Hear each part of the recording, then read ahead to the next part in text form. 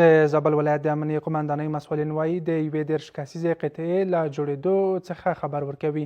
مسؤلین وایي دغه قطعه به د موټرسایکل په واسطه په قلات ښار او نږدې سیمو کې سیارې ګزمې کوي ترڅو اوسنی امنیتي حالات برقراره وساتي. نورحال له زابل څخه د اسمت الله قایل په راپور کې. د زابل د امنیه قمندانۍ مسؤلین وایي دغه ولایت کې د امنیت د ټینګښت په موخه پر موټرسایکل سپاره 30 کسیزه قطعه فعاله کړې ده.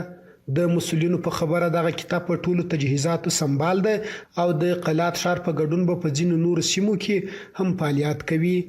دوی وایي د دغه کتاب په جوړېدو سره به د جرمونو کچه نور هم راکمه سي او دا د ولس د هوساینې لپاره یو مثبت ګام دی.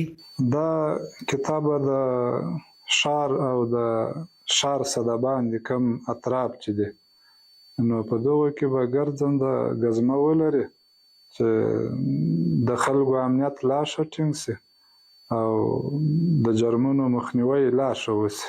په اکثره وخت کې یا موږ یا زموږ د امنیت سبقس ورسره او کوم چې زموږ د نظام اصول دي پر هغه اصولو برابر به د خلکو سره خپل په ژوند کې ټوله رویه کوي. په ورته مهال په یاد کتاب کې شامل پولیس سرتیري وایي چې دوی شپه او ورځ د خلکو په خدمت کې دي او هیڅ چاته به د راغلي امنیت د خرابېدو اجازه ورنه کړي. دغه سرتیري د عامو ولسونو څخه د همکارۍ غوښتنه کوي. ولس موږ سل په سل کې ډاډ ورکوو چې انشاءالله که خدای کول چې زموږ د اسلامي امارت ځواکونه ځای پر ځای وي ولس دې ډاډه اوسي.